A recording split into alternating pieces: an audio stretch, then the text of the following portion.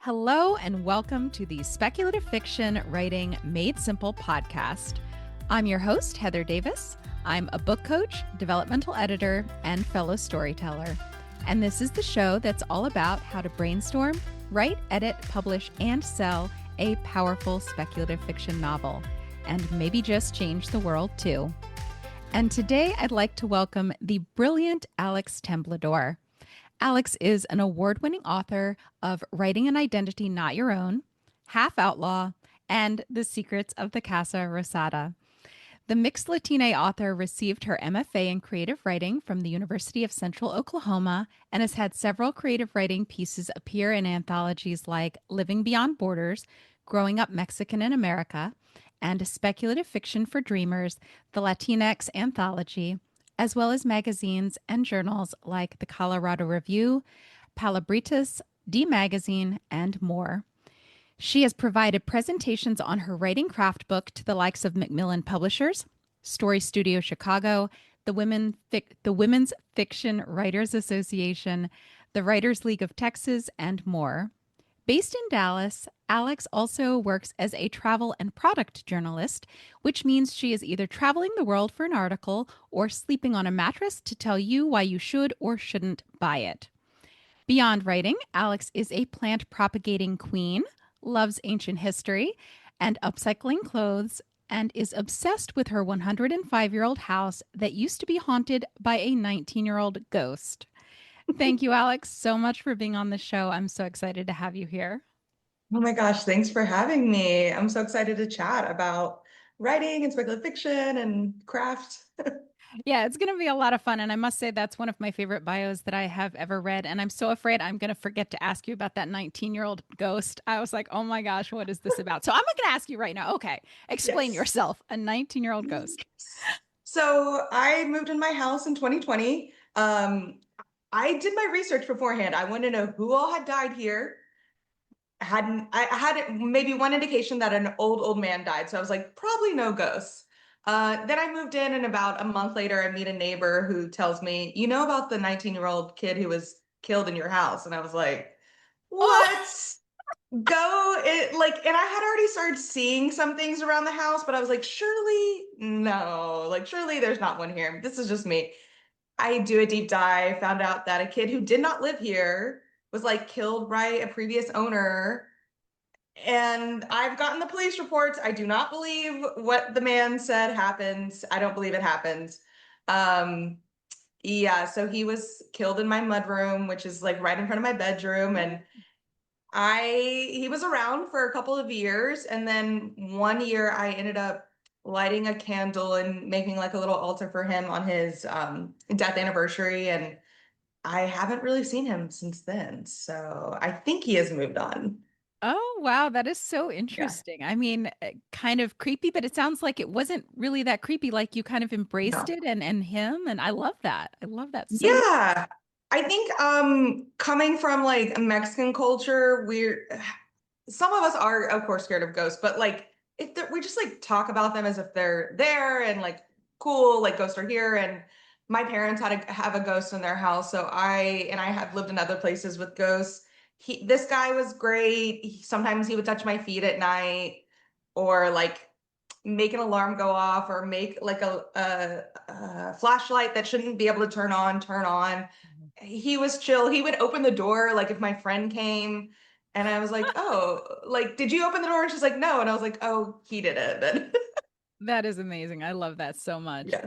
Well, that's great. I wonder if he's moved on or if you'll see him again someday. That's really neat. Yeah. I mean, I hope he has. He I had hope been he here has for quite a too. while. Yeah. That's all right. So let's go. So we are here to actually talk about your book and your course about writing an identity not your own. But before we jump into that, I want to get to know you as a writer a little bit more, so that our listeners, kind of have a feel for what you do. So you write everything. Can you tell us about that? I do. In addition to being a journalist, I've been writing nonfiction for quite a while. I actually started out writing speculative fiction when I was a kid. I was writing fantasies. I was in college writing speculative fiction. Didn't really know it was called speculative fiction at the time. Um, but I wanted to write like futuristic, what if this was happening in the world at the time? And then of course I got an MFA program and I was very highly encouraged to get away from fantasy and do literary fiction, which was interesting and I could do it, but it just didn't feel like me. So I started I discovered magical realism when I was in college. Too late, in my opinion. I should have been introduced to this well beforehand. Um, but I started writing magical realism then and a little bit of speculative fiction here and there. And yeah, so my first two novels are magical realism. The second one is more so even than the first one. The first one's kind of lighter on that end. I've written speculative fiction short stories. I am working on a romantasy now and a literary fiction with like some thriller aspects. So yeah, I write all the things. I can't stay in one genre or age group. I just can't do it. I To love like that. the annoyance, maybe not annoyance, but like definitely people in my career have been like, "Oh, stay, you did so great in this one genre. Like you have an audience, like keep capturing that audience." And I'm like, "No, I want to go over there and do write that thing and write this thing." I love that. Has your agent, I'm digressing a little bit on what I wanted Yeah. to ask, but has your agent ever been like, Alex, stop switching? Stop. Yes. I think so. I'm technically a debut author in everything I've published. So I've had three books published and I'm still a debut author. I was a debut in YA. She was like, "Oh, is your second novel not YA?" And I was like, "No, I didn't even expect the first one to be YA. So the second one is adult magical realism. So I'm a debut in adults. The third one is a writing craft book, so it's a nonfiction book. So I'm a debut in nonfiction. And of course, I'm writing two other books in two different genres. So maybe I'll just be a career debut author. I don't I know. love that. I love that for you. You should do that and make people not afraid of that, right? Because I think that so many writers believe that if they write one thing, they're sort of stuck there and that's just their whole identity and that they can't, write more than one genre or whatnot. And I love that you're just out there doing it all and very comfortable being a debut author everywhere. That's Yes. great. I think the industry is a little like, what are you doing? Because I do get some feedback of like, well, if you we need to make you a date it, like so we've like pitched other and I've had other books on sub and they've come back and said, well, would you be willing to do a pen name? And I'm like, no, why? Like when Sylvia Mm. Morena Garcia is able to publish in so many different genres and Stephen King publishes in so many different genres, like why do I have to change my name and then also be launched again as a debut author? I don't see the point. I think we're moving away from that, so I'm glad for I that. think so too. And I'm equally as glad because it's so silly for publishers and the world to kind of think that a writer would only want to kind of write one thing. That's not realistic. Most of us are No. filled with ideas that fall into everywhere. Yes, absolutely. Okay, so tell me about your writing practice. You write everything. So how do you have time to write all this stuff? What do you like sit and slave at the computer for like 19 hours a day? What do you do?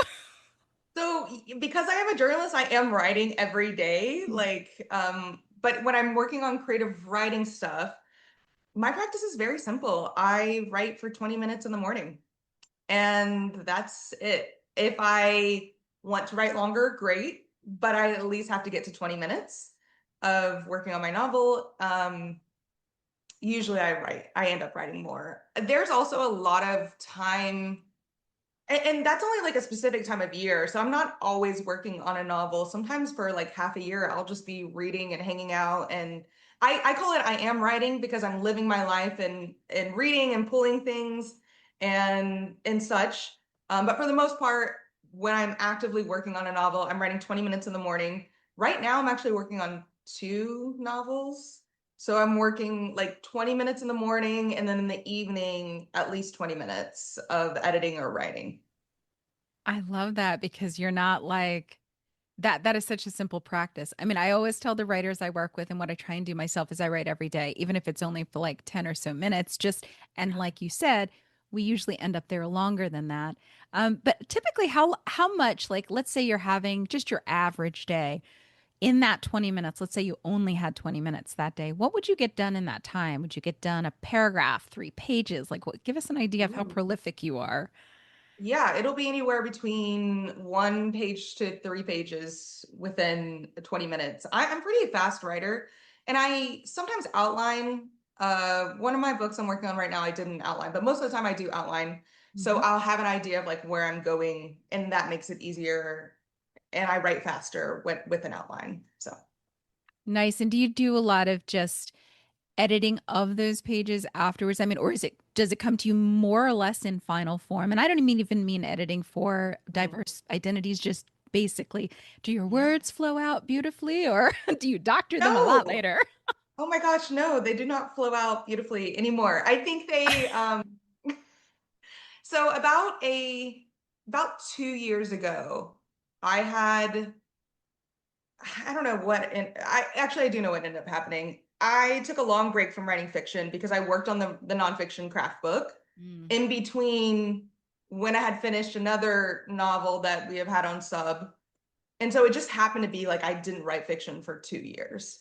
And so when I got back into writing fiction again, I just couldn't write. Like I was writing from a new place. I was actually like intentionally trying to write from joy and rather than trauma, which is what I usually wrote from. And I used to write very fast. Like I finished my second novel in a month and a half.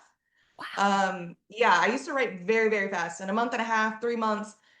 But when I started writing from joy, why that was so hard for me to do, my brain, and maybe because I hadn't written fiction in a while and I had written nonfiction, my brain worked a little bit differently in that way. It just was a little bit harder to get into writing again. And my sentence, even my sentence structure was like awkward and off. And I don't know what was going on there.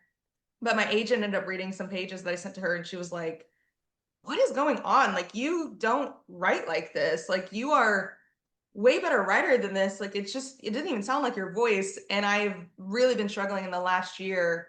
And I say struggling like in a good way Hmm. to learn how to write in this new way that is way more fun and exciting for me, but also just a little bit slower. So I'm not editing as I'm writing. I don't edit like the next day. I try to write the whole piece, the whole novel before I go in and edit. But there are times where I will lose the thread now in a way that I used to not, and I will have to start at the beginning, kind of read my way up to what I've written, and then get like the motivation to keep going. So it's just like a new process that I'm still trying to figure out. But I think in the long run, this is going to be better for me.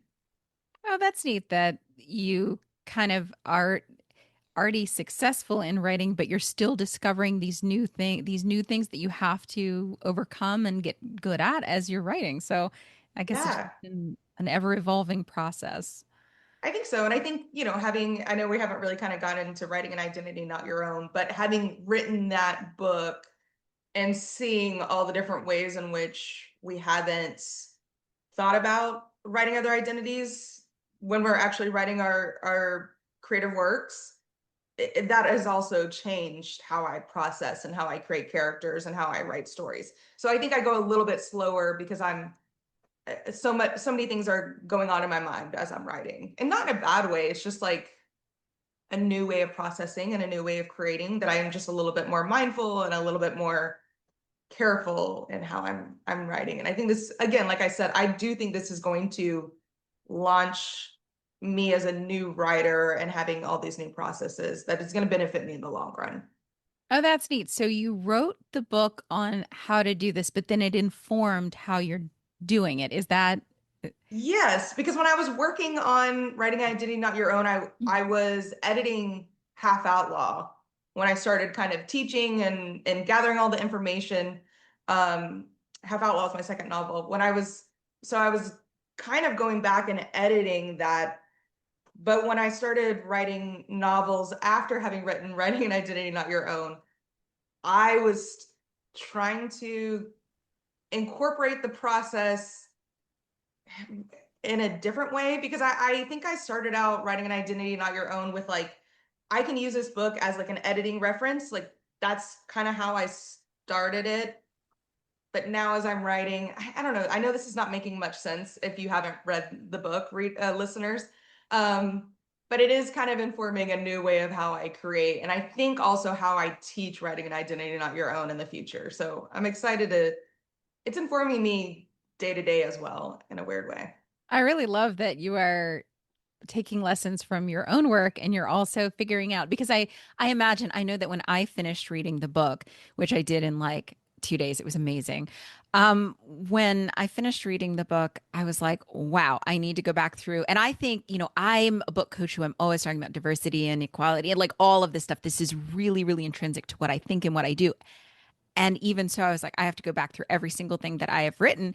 And what I'm working on, just make sure I need to make sure that I'm doing this the right way. So I automatically knew there was a lot of work, even though I'd already done a lot of work, but there was still more work to Mhm. be done. And I love that. It's not just like a checklist, like, oh, yeah, I automatically do these things. It's like, wow, you really ask us to think deeply and do our homework if we're going to be writing something that's going to go out into the world. And I found that both I was like, okay, that this is a challenge, but it's definitely one that I'm excited to take on. Yeah, oh, I love hearing that. And you're not the only one that I've gotten feedback with on that, where I've even had some people who have self-published and they've taken down some of their books to like re-look through having read Writing Identity Not Your Own and going like, okay, I want to make those changes before I put them back up, or maybe I'm just not going to put that book up because it just has way too many changes that I could not fix very easily. And that's kind of really exciting for me to hear. I also, because I am writing in new genres, I think writing literary fiction in terms of writing an identity not your own is easier for me to do. But now that I'm getting into like romantasy and world building, that is totally different than literary fiction when it comes to writing an identity not your own. So I am going a little bit slower because of that, because I'm trying to make sure I'm not mirroring history without being consciously aware of it or coding my characters of color or in such a way that is problematic. So I'm doing all of these things at once, but I love that our brains can do it. We just have to get in the practice of seeing these aspects of um, bias within our own work and in other people's work and putting it into our writing and editing process. Yeah, for sure. And I think it's about becoming aware. Like once you become aware of something, then you're just able to see it. I know that there were works, and I'll ask you, we'll maybe talk about this a little bit later with certain tropes that were in books that I dearly, dearly love. And then I was like, oh, like years later when I was an adult. But anyway, to launch kind of into this area of us talking about your book and your course in a couple of minutes, you wrote that publishing has a diversity problem. Can you elaborate on that and tell me why? Tell me about your background and why you decided to writing an identity not your own.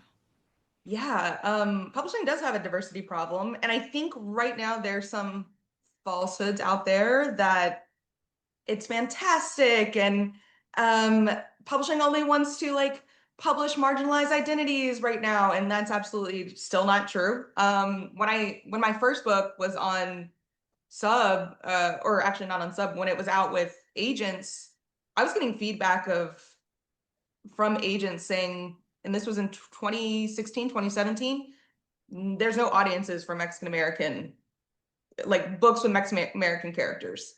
There's no audience for that. Like it wasn't, it was said like through the lines and like hinted and hey, if you ever write another book, you're a great writer, but like there's no audience for this. And I was just like, that makes no sense. So from the get-go of my career, I got that feedback. And I keep getting and throughout my career, I've that's been reinforced in different ways within the publishing community.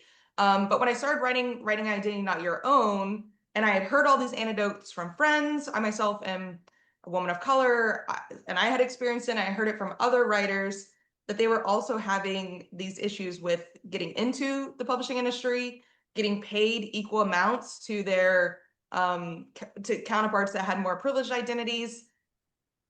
I started looking at the numbers and most books that have ever been published, I think it's like over 85% have been written by white, cis, straight writers, authors. we, and that's because publishing reflects that. Like publishing is very white, cis, straight, abled, um, US born. And so people tend to connect with books in which they can see themselves. So if we're only having publishing, um, you know, employing people who look a certain way, who come from a certain background, who have all the same thoughts and live in the same cities, one city, mostly New York, then of course, like they're going to keep publishing the same stories. If we don't diversify the employees there, then we're not going to get a lot of diverse books. And so it's still that way. I mean, yes, we've seen some steps being taken in terms of like diversifying um, the authors and them acquiring books with different identities and authors with different identities. But for the most part, most books that feature historically marginalized identities are actually not written by people of that identity, Mm-hmm. which is wild to me. And I always think that we should have more books by people written by within their own identity. We need to see more of that. And we need to see them getting paid the same amount as their counterparts. So in the book, I do try to provide like some of those statistics to show it's getting a little bit better, but it's actually not great. And a lot of the changes that happened in 2020 to like 2021 of hiring more diverse like editors at publishing houses, a lot of them have actually been fired in the last few years. Oh, Um, wow. yeah, so there was like some movement forward, but now they've been fired or laid off. And so we're actually not moving as forward as we kind of think. So I'm hoping that changes. And I love seeing that there's like different avenues for publishing in terms of like smaller presses or self-publishing. But I do think it's important that traditional publishing absolutely like provides a great example of what we should be doing in terms of diversifying publishing. Yeah, for sure. And what do you think are the reasons why agents who are represent more diverse identities are being laid off or fired from their jobs? I mean, there's clearly a market for diverse voices and people are buying the books. So what's going on there, do you think? Um, I think, around 2020 and 2021, we're talking about like uplifting different voices and talking about Black Lives Matter. Mhm. And I think the publishing industry was responding to that. However, I do not think they were prepared to actually make a commitment to long-term solutions in this path. I think there's, and I don't want to say this, I do think there's a lot of people in the background doing phenomenal work, but I talk to editors of color. I've had editors of color who have said like, I'm the only one here. I'm the only one, uh, the only Latino in the whole parent, Mhm. publishing or in the whole, like in my section, my imprint. I'm the only one in my imprint. Um, I know they're trying to bring in diverse voices, but people are still uncomfortable with hearing that there's bias within the industry, that there's Mhm. bias within their own teams.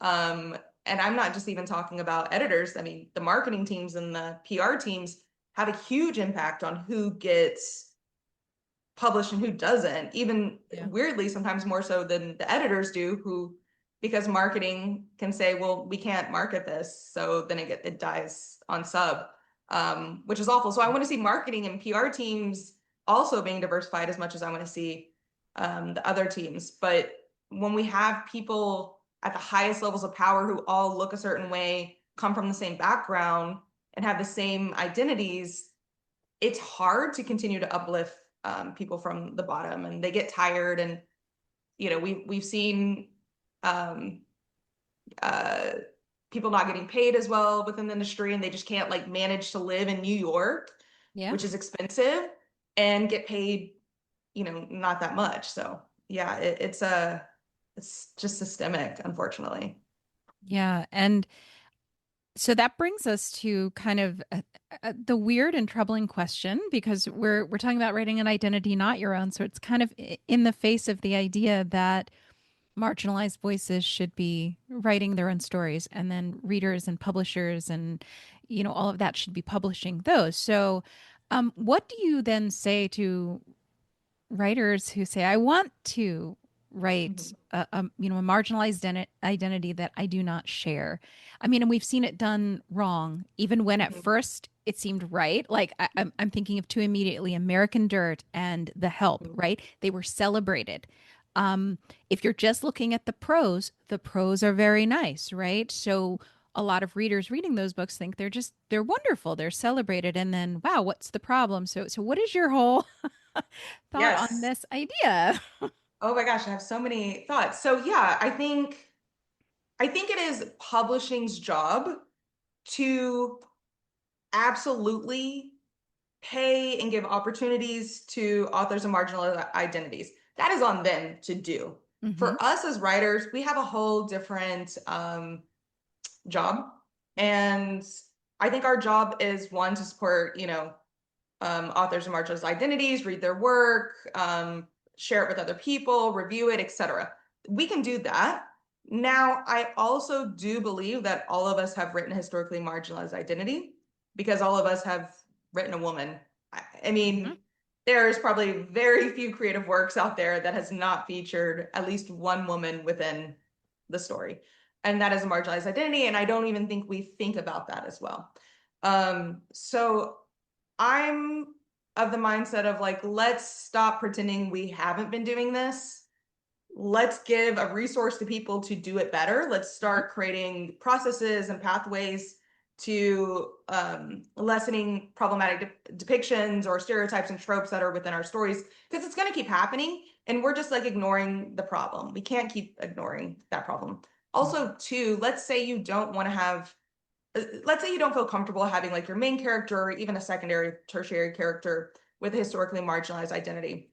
If you're writing within any genre, um, you are probably writing a world in which marginalized identities exist.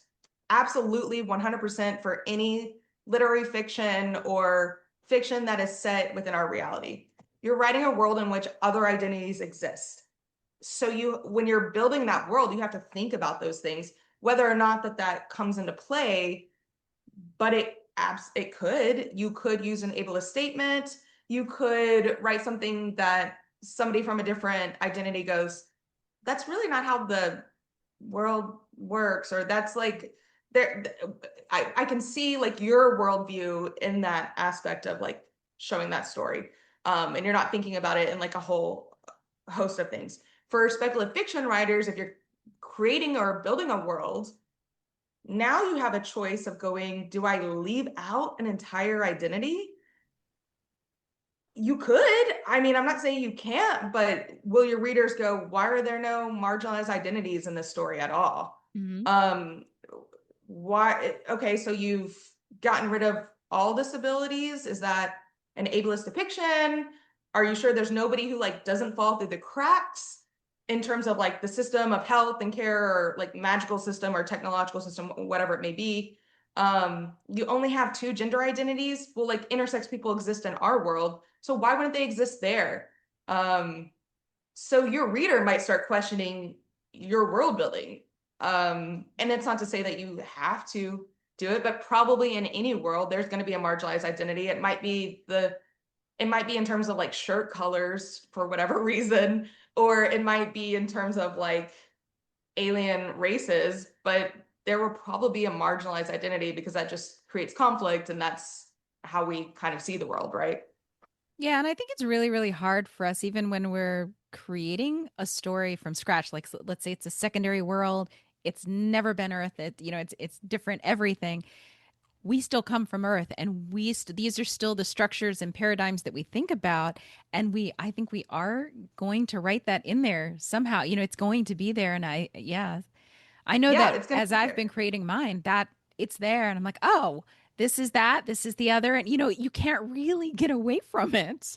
No, your brain doesn't have the ability to, it does have the ability to do all these amazing things and imagine different worlds and lives and possibilities, but it builds on the structures that you know. if Hmm. you only know one political system, it's probably going to show up within your story in that way, like unless you inform yourself on all these other different political systems.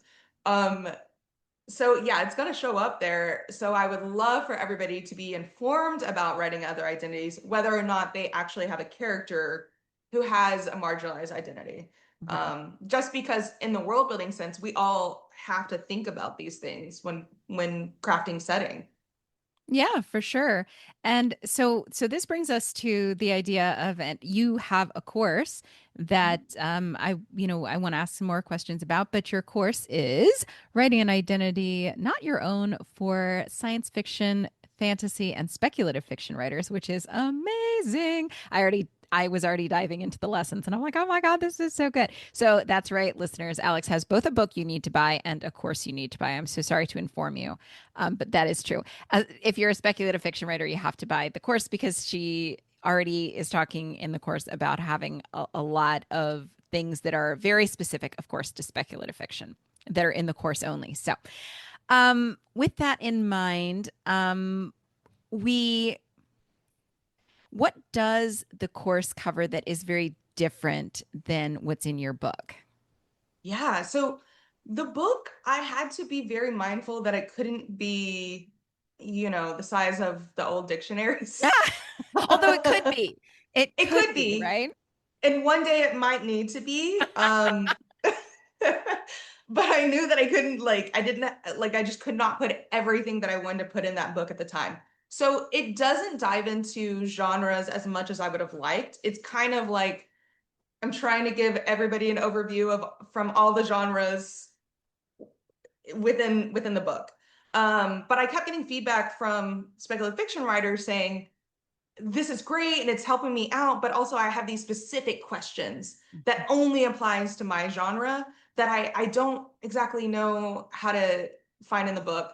And that was totally fair. And even for myself, when I started writing the romantasy, and I was actually also writing a speculative fiction novel at one time. And all of these things started coming up of being like, oh shoot, I wish I had that in the book. I wish I had that in the book. I wish I could share this. And I think I need to create some kind of resource for people because this is such a big community. Like this isn't really just one genre. These are like multiple genres with under one umbrella. And we need to discuss these things. And I read speculative fiction. I love speculative fiction, so I want to see it done a little bit better. And I of course I see problematic depictions in everything that I watch and read these days. It really doesn't matter the genre, but I want to see like less. Yeah. That would just be more enjoyable. So when it comes to the course, it is absolutely focused on speculative fiction writers.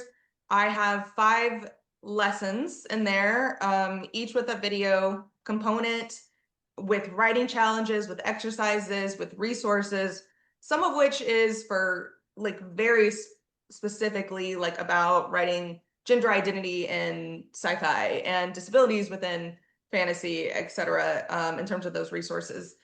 But I really wanted to talk about the tropes within speculative fiction and the stereotypes within speculative fiction and talk about like mirroring. What is mirroring? When we kind of just spoke about it, like when we take something from our world and show it in this new fantastical world, either consciously or unconsciously, what kind of messages are we sending when we portray that? So I thought there is definitely a lot of stuff in the course that is absolutely not in the book. You will not be able to find it. Having said that, the book is very helpful for those speculative fiction writers that does have some connection to our reality, that might be using the same terminology or have like the same races or identities in our reality that you can absolutely utilize the book for. But the speculative fiction course, I'm hoping is going to help answer some of those questions that I get from speculative fiction writers when I teach this class. Yeah, I could already tell as, having finished the book and then started on the course, I'm like, oh, yeah, this is all the stuff because it felt to me like the book was the the big, not even a broad overview, but it was the big like generalization of this is no matter what you're writing, you need to know this stuff. And then very specifically, once you know this stuff, we need to go down this path and know these other things if you're a speculative fiction writer. So I already got that sense like it wasn't like repetitive in the sense it was just an additional volume of things that you just need to know. Yeah. You'll definitely see some kind of like aspects from the Mhm. book in the course. Like I do dive into, five of the big identities I talk about in the book, which is race, ethnicity, sexual orientation, and romantic orientation, gender identity, disability, and nationality. But I absolutely specify them for speculative fiction writers in a way that you're just not going to get in the book. I provide you examples from sci-fi and fantasy and speculative fiction novels or short stories within this course that are not included in the book. So if Mm. you do get the book, you're going to see multiple examples from the book and in the course, and you're going to be able to practice in these different ways, and you're going to get some exercises that are absolutely not in the book that are specifically only for the course. Because I do think it's important that we kind of stay within the genre, and it helps you think about your work Mm. in that way. I'm hoping. Yeah. Yeah. So there were a couple of things that I wanted to ask you kind of specifically from that because I think they're topics that speculative fiction writers are pretty curious about. It's along the lines of world building and plot building. And so what you were saying about mirroring and coding, can you tell us, like, can you elaborate on that and tell us whether it's good, bad, what sort of big things we need to look out for with mirroring and coding? Yeah. So with mirroring, it's when we are usually mirroring history or culture or like political systems within a world. And we can talk about like maybe a political system. Like we have capitalism in our world. Mhm. You might show a capitalist society within um, this speculative fiction world that you're creating, and that's absolutely fine. But you need to like understand all the aspects of capitalism, who it benefits, who it doesn't benefit, who it oppresses, which marginalized identities don't benefit from it. Because if you start creating a world in which you're showing a capitalist society and everybody is benefiting from it, well, that's not real. Yeah. That's not realistic. Not everybody can benefit from a capitalist society. There's going to be people of lower incomes that are not benefiting in a way that people with higher incomes have. So if you're just, yes, you are trying to focus on the plot, you're trying to focus on your character and developing their story, but I think that setting is absolutely going to create a more complex story. It'll probably give you a lot more conflict than you were expecting if you're really seeing all of these mirroring aspects in a real way. I also think about history. So sometimes people pull from like wars Mhm. or moments in history within their fantasy, sci-fi, speculative fiction novels. And if you have only been taught an aspect of history from one perspective, from the perspective that you grew up in, uh, you're going to have, and let's say that we're all U.S. citizens listening to this. They're probably not, but like if we're only looking at it from an American perspective, and we're not getting it from a perspective from somebody else that was in that war from another country, they're being taught a totally different perspective. And I'm not saying one is right over the other, but if you're like highlighting this war and these battles in like this patriotic way within a story, it could be seen as like bias, that it's this like Americanism, yay, rah, rah, patriotic Mm. thing that actually is way more complicated if we look at it from all these different perspectives. So like understanding these aspects in our world in a more holistic way is going to help you showcase it in a more complicated and probably more authentic way within your world building. Now, when it comes to like coded characters, we usually kind of see this with people of color, characters of color, Mhm. within speculative fiction, where within that world, we don't necessarily have like the same races that we would have here or same Mhm. ethnicities. And yet, writers, of course, like want to showcase people with different skin tones Mhm. and hairstyles and such. And they do mostly great, except you'll see these little bits of bias. Like we'll see the character that is Asian coded related to the color yellow in some way, Mm. or like there will be these weird descriptions around their eyes. If I see like one more author say up tilted eyes or thin eyes or something like that in the way that they don't describe for any other character, Uh, then it starts giving me a message of like, okay, your bias is showing up here in this description in a very odd way. What ah. are you saying here about this character of color? And I'm seeing that this is basically an Asian character, and your bias about Asian characters and descriptions are kind of showing through because you want us to visualize that Asian character in a certain way. And you're using these like stereotypes that we have in our reality to do that. That's so interesting. In your book, I know around that topic, you said that instead of unless you're going to describe everyone, it's better just to say what the race or ethnicity of this person is. That's a much clearer way to go instead of like getting theatrical about like eyes and all of that stuff. And I can see that speculative fiction writers might find themselves in a uniquely because they can't use that, so they're Yes. trying these other they're like well then how do I let them know that this is supposed to be this person of like do you have any suggestions around that, like what can we use if race and ethnicity are off the table and we are down to descriptions, I guess. Yeah, I mean, I think, of course, we have skin tones, right? Like Mhm. that is probably a very easy way to go. And within the book and within the course, I talk about like we don't have to get wild with our color descriptions. Like nobody really knows what umber looks like. Nobody Nobody knows what does. sienna looks like. Just say brown, tan, Yeah, cream. Like yeah. that's okay. You don't have to get too creative. Um, I also think because it is a fantasy world or a speculative fiction world, like you can allow your readers a chance to interpret more or to imagine more by saying less. Like Mm. we don't have to be so detailed because I think what's happening there is you're like, I really want them to know this is looks like a Latino person. But what you're probably doing already in that aspect of going, I have one perspective of how Latino people look. So Mm. I'm only going to write to that.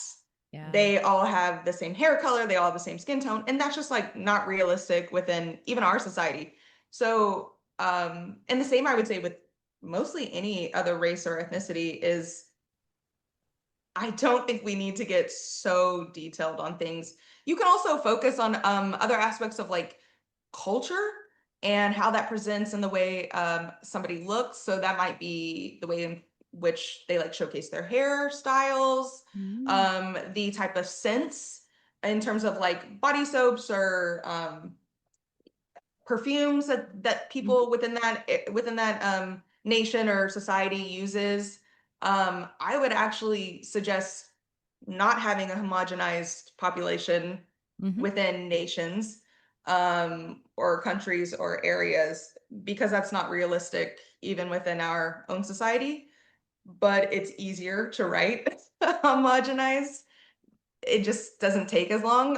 So even for myself, you know, am writing this romantasy, and within the nations, I'm trying to break them up between provinces and showcase the differences between the provinces or the differences between an island nation, between all the islands, of how each island would have a different cultural aspect.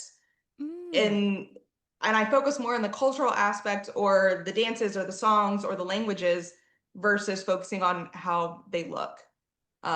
So we can find other ways of creating people that is not entirely based on their description, I guess. I love that because I think you brought up a really good point that a lot of writers are like, no, but I really want you to imagine that this is this person. And I don't even think we're consciously aware, but if those don't really exist in our world, then it is better to find other ways and let the readers imagine because they are the co-creators of our world, right? So focusing on Absolutely. other aspects is, I love that advice that we really don't need to get those things across that even though we feel Yeah. like we do, it's The thing is, it's because it's so important and I say quote unquote important in our society, that we have placed way too much importance on this, on race and ethnicity, which is created. It's not it's actually not a thing. It's just this Yeah. creative system that we've built over time that has no real meaning. So we're creating speculative fiction, this fantastical, magical, futuristic world. We can give ourselves permission to not do it. I love that so much. I love that. Let's talk about the other thing that I think drives speculative fiction and can be problematic. Tropes. Tell me about tropes. So, speculative fiction writers, among many other genre writers, love their tropes, right?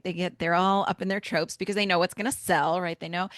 But can you tell us about understanding if they're problematic tropes and what do we do? Are there any, like, maybe one or two tropes that you're like, please never let me see this again? Like, this is so problematic that Yes, there is. tell me all about it. I mean, I would say probably the biggest one is saviorism. And this is saviorism in terms of any identity. I think we think about it in terms of race, but there's, disability saviorism, there's saviorism in terms of gender identity or sexual orientation.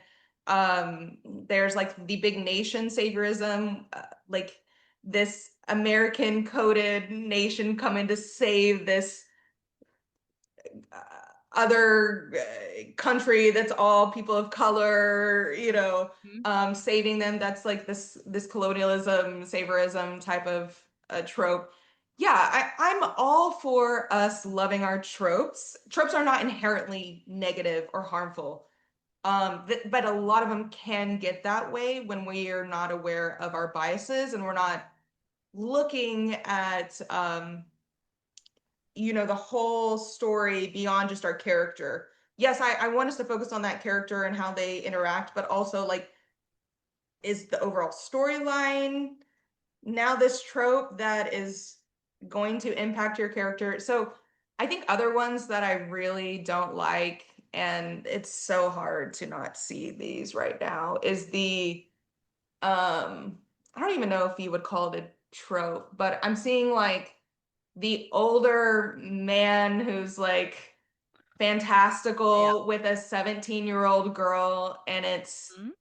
it's grossing me out in so many ways. And unfortunately, like a lot of them are like between 17 and 23, and there's some justification that they're in some way. You can see like in book 3, the author is like, you know what, that is kind of problematic. I'm going to try to justify what I did in book 1. Yeah. And I don't, and I think like phenomenal ways in which to like combat that. If like, let's say you do want to show this huge like 200-year-old magical man with a 19-year-old girl, is show the power dynamics there. Make it as complicated and as possible, that yes, there are power dynamics there. You can show that it's not great, like that there Yeah. are issues that would arise, like realistically arise within that, where people are like, hey, 250-year-old man, why are you with a 19-year-old girl? Like within his life, you Yeah. know, that can make for a different and actually very interesting story. I've actually seen some literary fiction novels in which there are those like relationship dynamics. And I read it and was like, wow, I don't even know what to think about this. I would normally be very turned away from this type of story, but the somehow the author has made it so complicated and Mm. authentic and complex that it was like a really fantastic story and made me feel all the feelings that I should feel.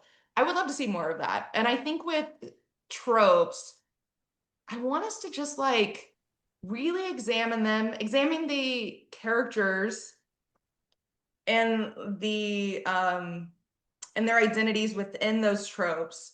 And let's look for ways to subvert them.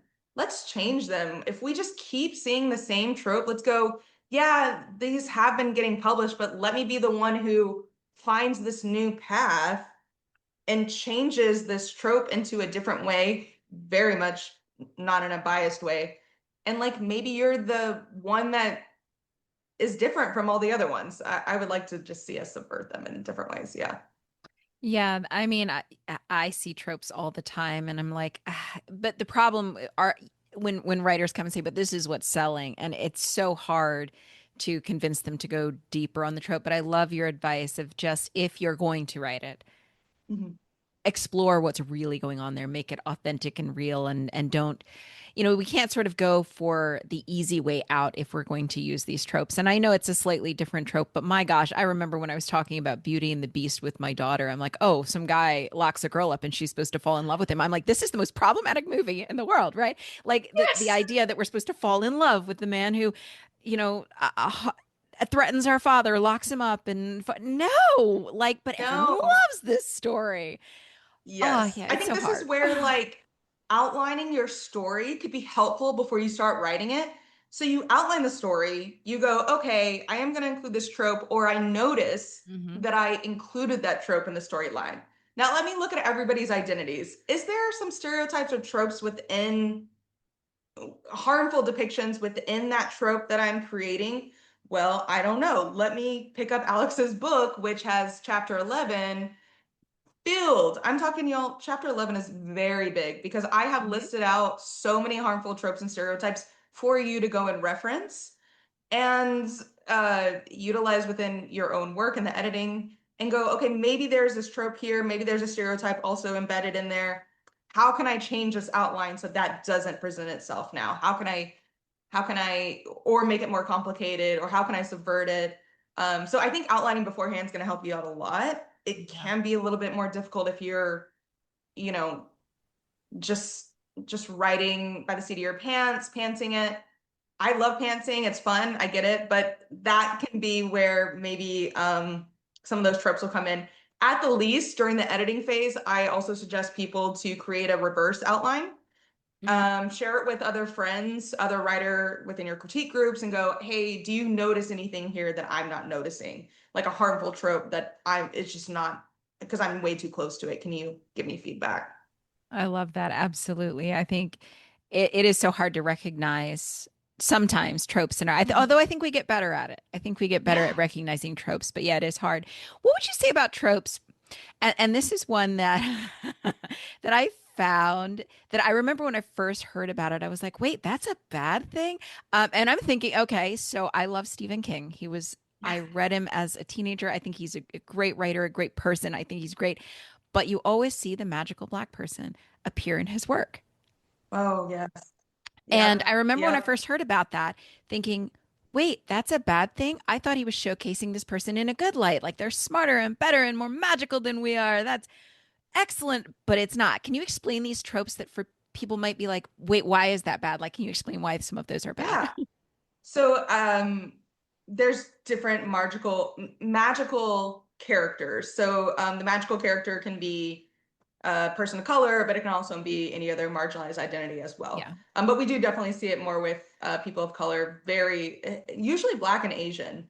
Yeah. I've noticed in a lot of books and TV shows. So um, when we're writing historically marginalized identities and characters with privileged identities, we need to understand how they're interacting with each other. We need to analyze their interactions. What happens with Stephen King's magical Black characters is that he's showcasing this magical Black character helping out a white privileged character. And the only way that they can help out this white character is by having magical powers, Mm. because otherwise they wouldn't be intelligent enough, smart enough, or in a position of power to be able to help out this white character. So make them magical. Now they have like foresight, insight that this white character could not possibly have. And what it is doing is showcase, it's like demeaning Black people in that way, or whatever the race or ethnicity is being shown there. Um, I mean, I think even let's take away the magicness of Mhm. that character. Um, and even if it was just a Black character and a white character, does that Black character only exist to help the white character? Are they kind of flat? Not, authentic, not fully built up as their own person with realistic um, aspects about their identity? Are they just there to help the white character? That's still problematic. And that can happen within your story as well. Like, we have the gay best friend trope, which is like Yeah. the cousin to the magical character trope. The gay best friend is only there to support the main character who is straight. That's going to be problematic. Yes, you can have a gay best friend as a secondary character, but if their only purpose in that story is to help the main character, then you're using their identity and exploiting it within the story. They need to have their own identity and experiences, and it needs to be intersectional and separate from that main character. They need to be able to sound off, have their own voice, be so fully realized in such a way that the gay best friend trope doesn't exist within that aspect, within their relationship.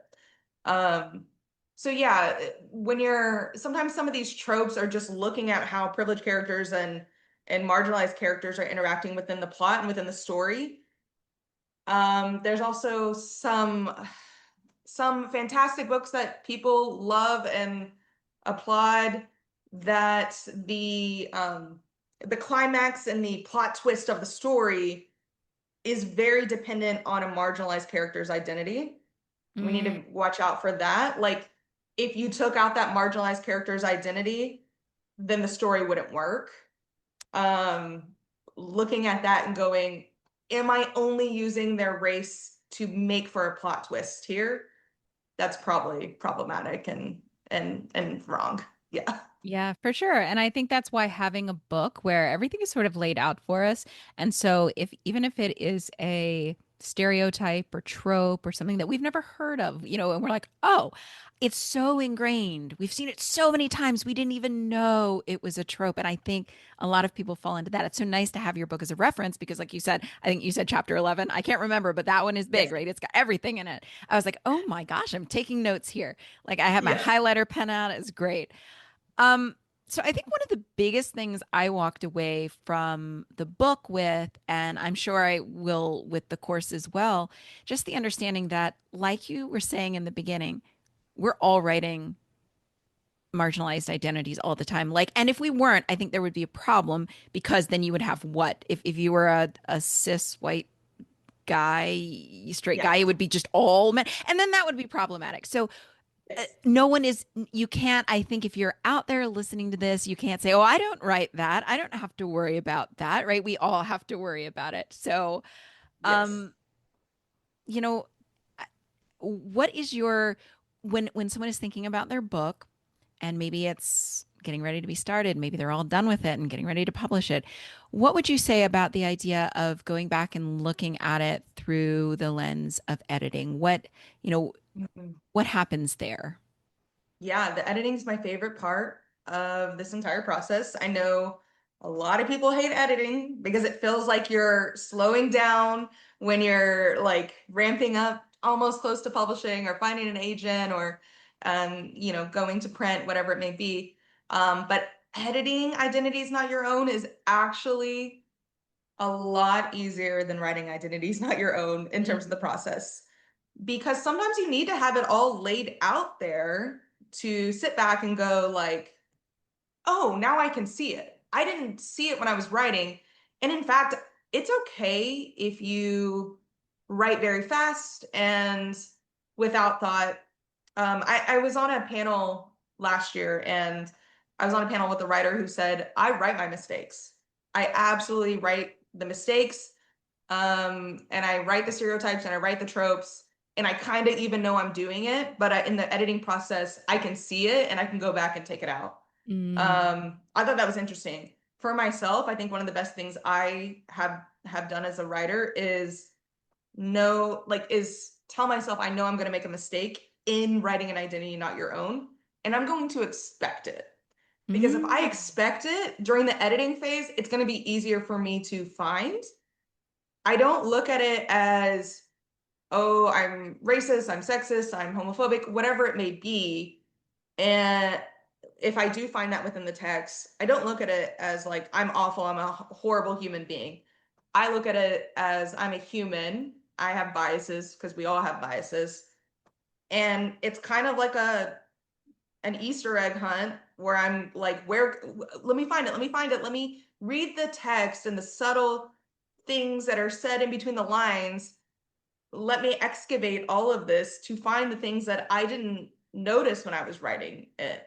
Um, so when you take my book and you go through the editing process, I think, like you said, it's a good reference for you. And I have this editing checklist that'll help any kind of writer. But if you also take the course, I have an editing checklist for speculative fiction writers specifically. Both of them used in conjunction, I think, will absolutely help you, but one or the other's great as well. But it helps you break down in terms of characters, in terms of storyline, in terms of plot, in terms of your terminology, the way you describe dialogue, the way you describe people's appearances, kind of breaking down your story in these very small ways is going to help you like magnify on those unconscious biases that just are going to make their way in there. It just is. I And love it's that. okay.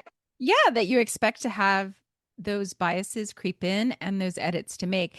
It sort of lets us off the hook for feeling like if we didn't do it right, like kind of being adversarial about finding it. Like, I didn't make a mistake. I know I didn't make a mistake. Right. And then combing through the lens of, I didn't make a mistake. I'm perfect. Right. If we comb Yeah. through our work with that lens, we're not really doing the work we need to do. But instead, we're doing it completely the other way around. We're like, I know I made mistakes. Let me find them all. It's this Easter egg hunt. I'm going to look at every single thing and put it under the, under the microscope and make sure that it's good. Yeah, I think it's kind of a little bit of a waste of our time as writers to, and I get the inclination to like push back and go, why I am an ally, I am a feminist, I promote like the uplifting of marginalized communities. Yay, great, me too. I always have. But if you read my book, I share many examples of me getting it Mhm. wrong. I find it in every single thing that I write. Like it's just going to show up. And I can either be upset that I included in my work, and I am a little upset. Like I wish I didn't, Yeah. but that just means I have a little bit more work to do, and I can go back and like educate myself on different aspects that I just didn't know. Like, great, how is that coming up in my own bias, and why is it coming out in my work, and where did that come from? And I love exploring those new facets about myself. And the reality is, writing an identity not your own is not something you learn right now and now you've got it, you're done. This is a lifelong thing because you are getting bombarded by messages from society at every single day in your life. So you are always going to have to keep combating biases. And if you look at it that way, it's less about like pointing fingers at yourself and more about like developing and growth. And again, as I mentioned earlier, like I'm learning a new way to write as a writer. You can like, and I've already had 3 books published, and I'm still learning and growing as a writer. This is just part of that process. I love that. And I love the idea that you don't learn it all at one time. Like I think about your book and I'm just going to pull it over here. I've already got like tabs everywhere. And that was Yes. my first time through because I know I'm going to need to reference that. I don't know everything yet. I'm going to need to go back and look at that a few more times to really let it sink in. And just like over time, like we just get better at catching things as we go. And we just have to be okay with that. We're never going to get them all the first time around. And it's a No. process, right? And yes, oh, listeners, if you do get the book or you take the course, please take your time. Like, take breaks while you're listening or reading or whatever it may be. It is difficult things to kind of realize that maybe you have written some stuff in the past that was problematic. I felt this while I was writing this book and Mm, creating this course for you. So I absolutely expect people, and I actually read my reviews about my book because I want to see if there's things that people are interested in learning more about. yeah. And a lot of people say I had to read this very slowly. I Yeah. I had to put this down. I have to come back to it. I need to read it again because it is an emotional process. I say this within the book.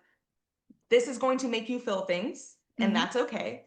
We should be feeling things. It's just going to make us better people and better writers in the end. Yeah, I think so too. So Alex has a very special offer for our listeners today. Do you want to tell them about it? Yes, if you are interested in taking my course, Writing an Identity Not Your Own for sci-fi, fantasy, and speculative fiction writers, I am going to give you $40 off to anybody who listens to this podcast from here to the rest of time. Yay! And all you got to use is promo code SPECFIC, so SPECFIC. And you can find the course at alextemblador.com/courses. And you'll also find a link to the course in the show notes along with the promo code. So it'll be nice and easy for you to go get those things.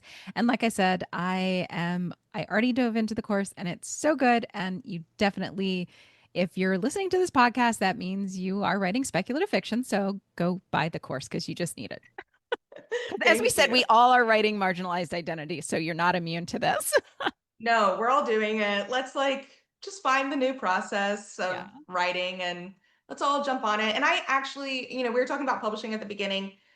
I do think that writers are going to lead the way in changing this industry more so than I think the industry is going to change for us.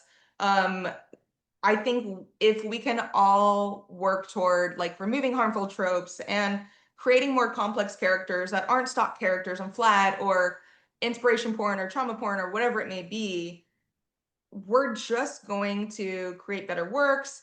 I know it's corny to say, but we're going to change the world and people's perspective of different identities. I do think that's what we can do. We are showing the possibilities that what can happen within speculative fiction. And I think if we hold ourselves to this higher standard, I think publishing will meet us there. I'm hoping that'll be the case. And if not, at least we're, creating works that showcase the complexity and authenticity and beautiful and diverse aspects of our worlds and possible worlds and alternate worlds. I love that. And, it's right there in my show. We want to change the world. I absolutely agree. And thank you so much for being the one who was brave enough to write the book and make the course that we've all been waiting for. I know it was not an easy task and it's, a lot of feelings had to go on there, but thank you for doing that work. And thank you so much for being on the show today. Absolutely. Thank you for having me. All right. Talk to you later.